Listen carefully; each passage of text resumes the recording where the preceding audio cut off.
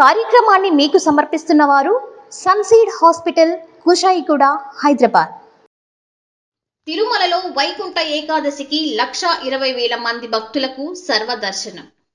భక్తులకు ఆ రోజే ఇవ్వనున్న టోకెన్లు, టికెట్లు.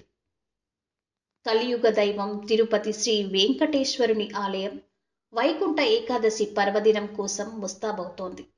జనవరి 10 నుండి 19వ తేదీ వరకు శ్రీనివాసుడిని ఉత్తర ద్వారం గుండా దర్శించుకునే భాగ్యం లక్షలాది మంది భక్తులకు కలగబోతోంది.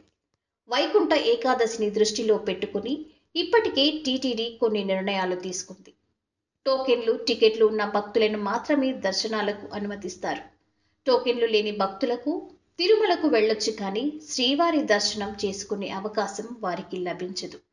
చంటి బిడ్డలు, వృద్ధులు, దివ్యాంగులు, రక్షణ శాఖ, ఎన్ఆర్ఐ మొదలైన ప్రత్యేక దర్శనాలు ఈ 10 రోజుల పాటు రద్దవుతాయి.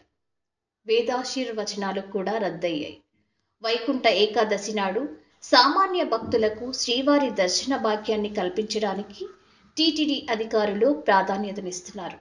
ఇందులో భాగంగా వైకుంఠ ఏకాదశికి ఒక్కరోజు ముందు, అంటే జనవరి 9వ తేదీన స్లాటెడ్ సర్వదర్శనం టోకెన్లను విడుదల చేయనున్నారు. జనవరి 10, 11, 12 తేదీలకు సంబంధించి మొదటి 3 రోజులకు జనవరి 9వ తేదీన ఉదయం 5 గంటల నుండి 1,20,000 టోకెన్లు ఇస్తారు.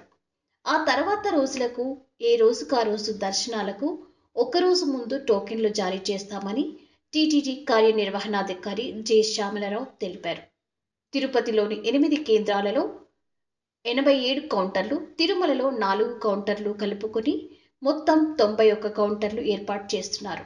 భక్తులు తమ ఆధార్ కార్డు చూపించి టోకెన్లు పొందాలని, టోకెన్లు పొందిన భక్తులకు ఈసారి వారి ఫోటో, గుర్తింపుతో కూడిన స్లిప్లను జారీ చేస్తామని జె. శ్యామలరావు అన్నారు.